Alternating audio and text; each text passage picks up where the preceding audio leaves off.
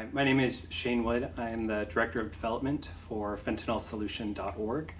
I was born in a tiny little town called Waterville, Washington, but I've been in Orange County, Irvine, and Santa Ana for the last 10 years. So I've actually lost two people. I lost my dad, Kelly Wood, 8 years ago. He was 54. And I lost my little brother, Drew Wood, 6 years ago. He was 30. Both Dad and Drew were incredibly funny and intelligent. They were creative thinkers. My dad dropped out of school in 7th grade to help take care of his siblings. Decided to go back, became a CNA when he was in his 40s.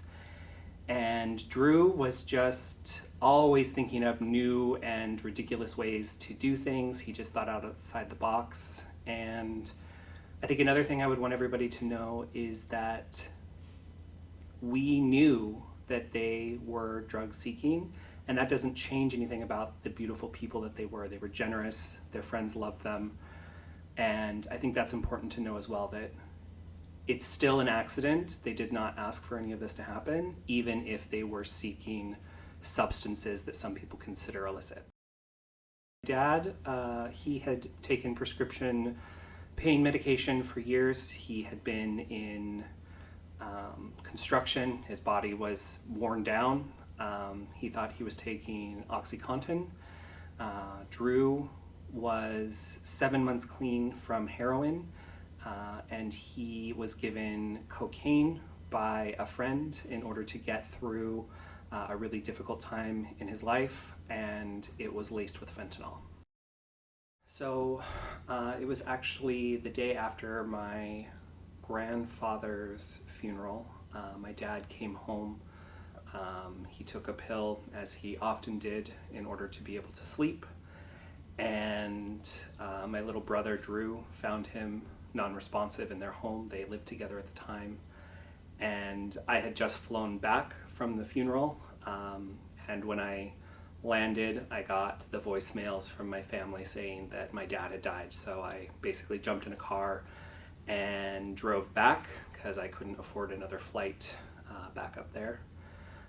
Drew, he was home after school. He had been taking welding classes, and it was the second anniversary of my dad's death, and he was having a really hard time with it. So his friend gave him some cocaine. He took it in his room with his dog Cerberus, who was there with him. And when my mom came home, they came home every night and they shared each other's days with them and watched Bones and ate dinner. When he didn't come out for dinner like he normally did, she went to his room and she found Cerberus curled up at his feet, and he had passed away, they figured, probably about an hour before.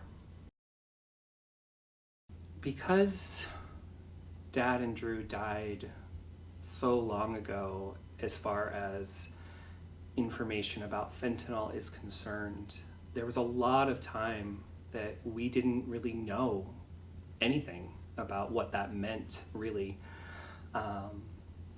It's a lot of people saying really terrible things about the people that I love, that they deserve to die because they were taking drugs, and I tried to do everything I could to continue to help people understand. You know, I'm a teacher by trade. I taught for a long time, but it gets easier is not the right word, but you start to realize that you haven't thought about them as constantly.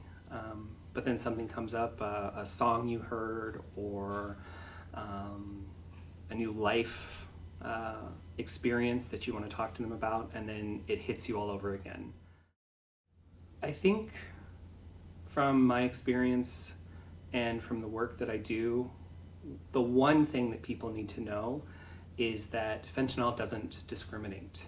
It is in everything. It's in pills, it's in powders. It can be because somebody has purposefully made a fake pill with fentanyl, but it also can be because somebody is selling fentanyl and something else, and it can be cross-contamination. And the amount it takes to kill someone is less than the head of a pencil. So don't assume that because it's your friend or because you got it from a trusted source that it's safe, because my dad and my brother thought that they got it from a trusted source and they got it from a friend, and that's what killed them.